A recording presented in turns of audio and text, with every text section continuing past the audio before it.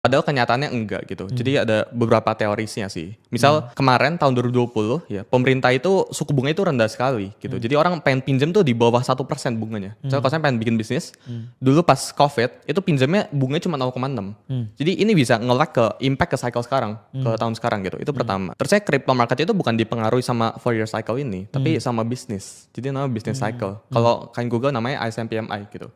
Jadi ISM PMI ini indikator ini kurang lebih itu masih di bawah 50 angkanya. Dan ketika ini di atas 50 berarti bisnis itu expand gitu. Artinya bisnis itu berkembang.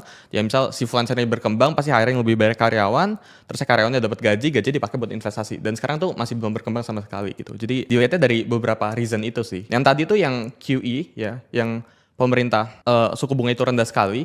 Itu kan orang harus payback, dan payback itu biasanya 4 sampai 5 tahun ke depan. Jadi baru impact-nya tuh ke timeline sekarang sih. I see. Tapi ada satu indikator yang bisa mengetahui bottom, Sul. Itu yang salah satunya kayak MVRV Z-score, kamu tahu gak? Ya itu oversold, overbought indicator gitu. Betul, itu kalau katanya angkanya 3, itu kamu boleh hajar semua duitmu di situ, itu sudah bottom. Nah jadi indikator tuh ada 2, ada trend following sama ada time series gitu. Kalau time series itu contohnya misal kalau saya pernah dengar stochastic gitu, itu time series.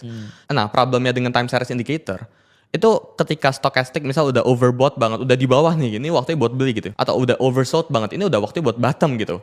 Itu belum tentu gitu. Jadi kadang tuh harus di mix sih, dan gak bisa dilihat dari satu indikator misal MVRV ratio gitu. Itu bisa jadi salah satu patokannya gitu. Cuma gak bisa gara-gara satu indikator ini marketnya udah top, atau gara-gara ini marketnya udah bottom, itu gak bisa. Karena kan di market kan kita cari kan confluence gitu. Kita cari kesamaan data, kemiripan data.